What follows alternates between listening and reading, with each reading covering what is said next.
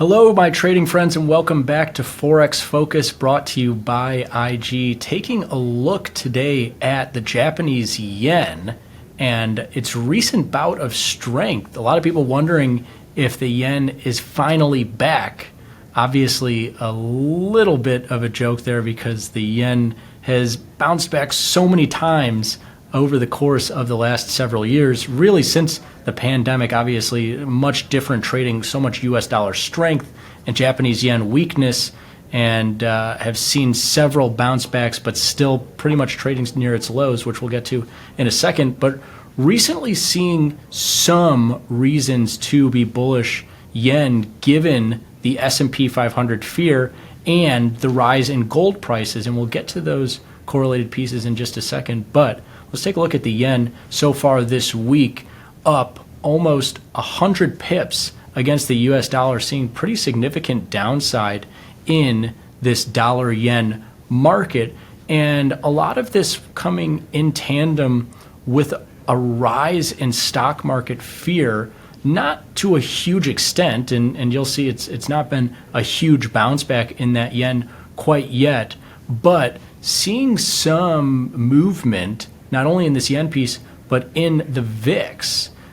Taking a look at S&P 500 volatility, and a lot of people call it a fear gauge, and actually historically has been correlated to the Japanese yen, as they've both been thrown into this grouping of flights to quality or fear gauges in their own right. And you see, again, not a huge run-up in fear or the VIX price, but going from its lows at the end of 2023, around $12, to at various points here this year, above $14, and here this week, getting closer again to $14, is something worth noting, given that the S&P 500 is right there near all-time highs. Usually you see fear escalate in this VIX value rise and potentially yen bullish action as well, in tandem with the S&P 500 crashing or selling off. And we're seeing a little bit of this escalation in stock market fear and in Japanese yen prices, even with the stock market not moving lower, just a general sense of fear entering the market.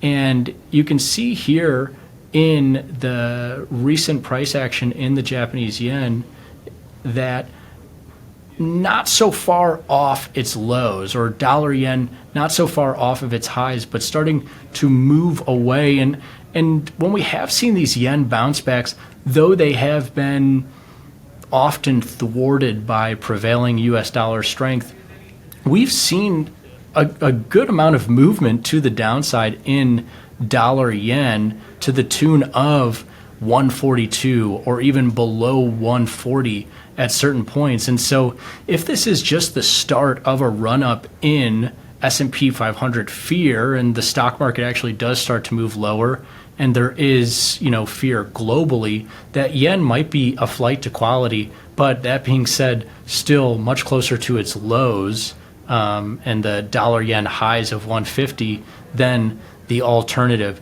Another piece that's worth looking at here is the run-up in gold prices as well. Another one that kind of lets you know that there is a feeling of fear permeating all asset classes. We had gold rally back up above 2050 this week. And yes, it's been comfortable above $2,000 for really the last couple of months here. But the recent run-up, getting close to those highs again, and a lot of this can be the geopolitical strife escalating in the Middle East, but some of it as well is the knock-on effect from the Chinese stock market and certain global equity markets performing in a much more bearish tone than the US stock market, and people wondering, when will that seep over? And so you're seeing the VIX rise. You're seeing the yen start to see a little bounce back. You're seeing gold prices rally as well.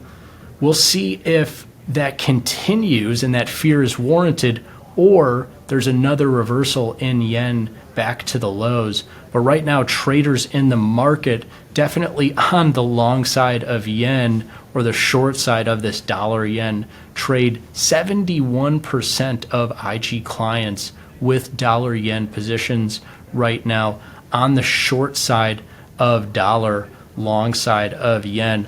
We'll see if they end up being right. Again, you've been able to be short and long this market at certain points over the course of the last year.